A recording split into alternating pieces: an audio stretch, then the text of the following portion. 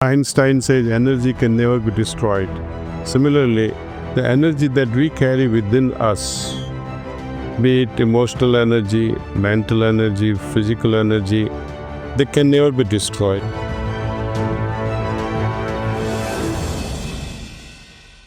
Heart speaks all the time. It never stops talking to us. You watch the thoughts of your mind and feelings of your heart as you're in a restaurant, for example, or you are in your class in a college, or you're in a movie theater, or you're traveling by plane or a train. Observe your thoughts and feelings and every little thing that's happening inside you. When your friends are talking, when there is some sort of a discussion happening at home, or you're in a plane and you happen to see someone and you're attracted, or disgusted because of whatever may have happened around them. So there is always a feeling of likes or dislikes. And who concludes these likes and dislikes? Always your heart. Always. I would like to share this one particular experience. If you see my studio here, the walls are colored with crayons used by my granddaughter. She's hardly 2.5 years old now.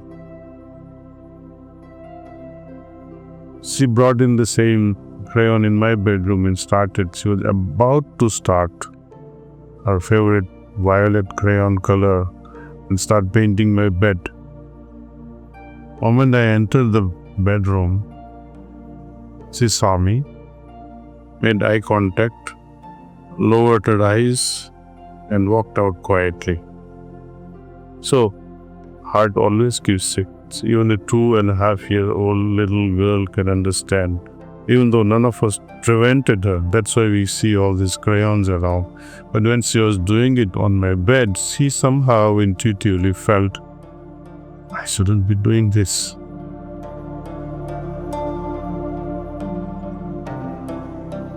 How are you feeling at the moment?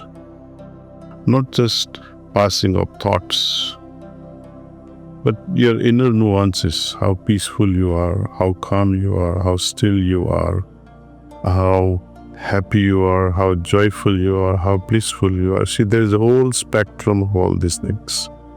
Most people cannot differentiate, even literally, the nuances between happiness, joy, bliss.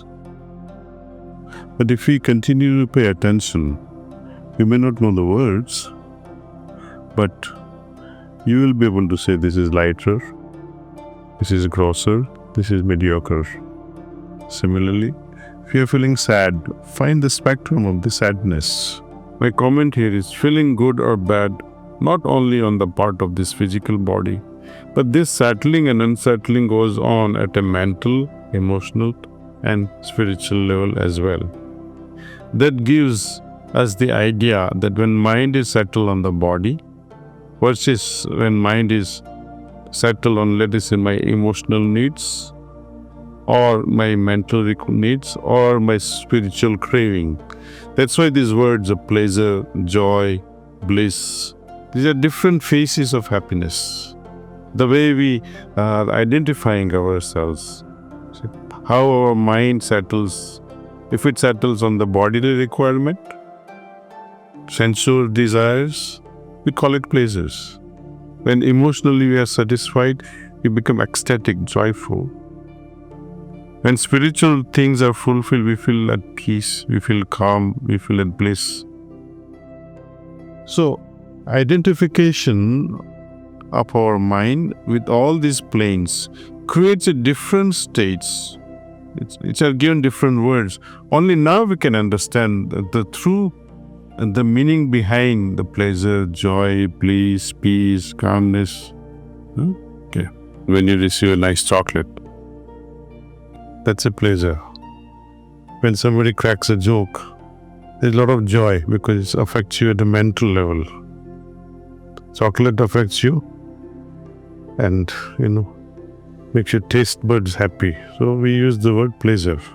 When something excites you mentally and you keep thinking about a joke, even in the bathroom when you're alone, you'll think of the joke and laugh alone, right? That's joy. But when your heart is melting away and you're in a totally carefree state, that's bliss, and that is triggered by grace. Nothing is comparable in this world. When grace touches the heart, you see the clear difference between pleasures, joys, and bliss. One is able to differentiate, though we all understand these words. We are all familiar with pleasures. Joys, we sometimes misunderstand it and mix it up with pleasures. What about bliss? Have you ever experienced bliss? Meditation makes it possible to experience bliss, and if you're fortunate, you can even transcend bliss and go to those sources where from the bliss emanates. Because during meditation, our neural network has a different role to play. It works differently.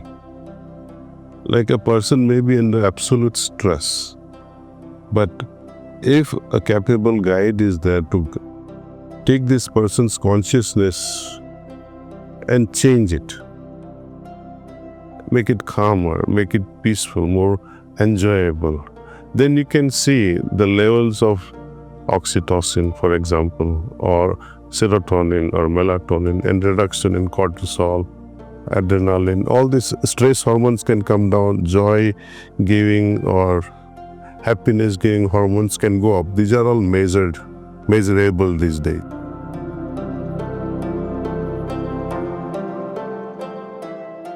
I was reading Gita, one sloka that came up, and the end of the sloka, Lord Krishna asked this question: can there be happiness without peace?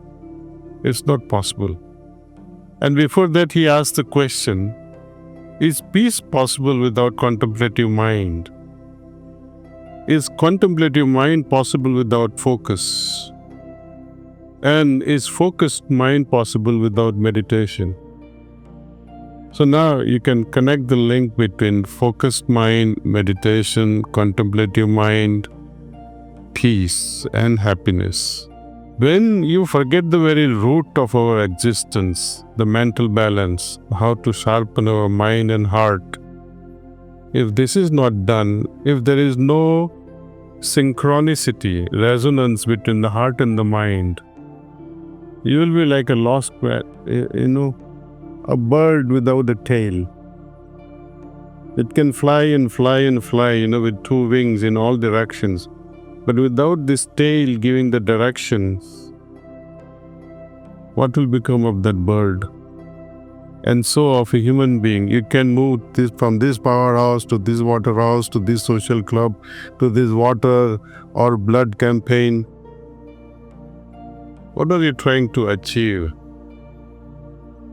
Even if you may succeed in all these fields, but fail at an individual level in attaining what minimal in Hinduism we call it as liberation. If that is missed out, then what is the point of success in this world? That does not mean that we should not pursue all that. We have to pursue. But making the activities, like you are arranging for a blood donation drive, or water system that you are trying to install, or you're trying to invite a lot of tourists through your company, great. But if we can spiritualize all these materialistic activities, that you are doing all this while thinking of the Lord, that I am doing all this in the service of God. In Sufism, they call all your activities you should do with dhikr, under constant remembrance. When you are restless to serve God, and through this restless attitude, that you are so restless to serve God, and while having this restlessness, you are also serving the humanity as if you are serving God, then you will have no problems doing whatsoever you like. Partaking food, spending time with family, spending time with community, spending time with your bosses. It doesn't become a small task. Everything becomes spiritual in the process. It depends on us, how we filter our thoughts and ideas and feelings. You see, energy, Einstein says energy can never be destroyed. Similarly, the energy that we carry within us, be it emotional energy, mental energy, physical energy, they can never be destroyed. If you are angry for a moment, will it be destroyed? No. But if you remain prayerful while you are angry, if you close your eyes for a few moments, if you can manage to during your angry spell, then that very anger will change its face.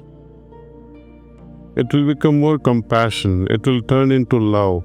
And say, why was I getting angry? So anger changes its face just because you waited for some time and became something transformative, not only for yourself, but for others as well. And no ability or no training can be given to a person who is not receptive, interested enough what is being taught, and also not fully aware. Can you teach a person who is asleep? You can't. We are awake. We have open eyes. But awareness is lacking. Sometimes, your professor is teaching you something, and you are daydreaming and your mind is somewhere. That means you are not aware at that moment. Your attention is elsewhere. And can anyone teach us everything in one go? Or even little by little, little by little? But life throws many challenges. In examinations, when we were studying in colleges and schools, often the questions that were asked were something that you never had studied or referred to in the books. How would you answer those questions which are not in the books? Life is also like that. Everything in life we go through, it's not written in books. Every day there is a new challenge. That's why many people who are very successful academically, they goof up in real life examinations. You see, they don't know how to clear those life tests. Only way to solve situations in day-to-day life is to become sensitive to what's happening inside and outside, become aware of the situation, and remain meditative and see how the answers unfold in you. And then use those answers. Otherwise, something can go wrong of which you have never been given the education. You don't know how to even behave with your own sister or brother or your spouse. How are you going to tackle the unknown individuals that we meet every single day? So we have to become aware from inside. Awareness is the key. And this awareness becomes sharper and sharper as we meditate more and more.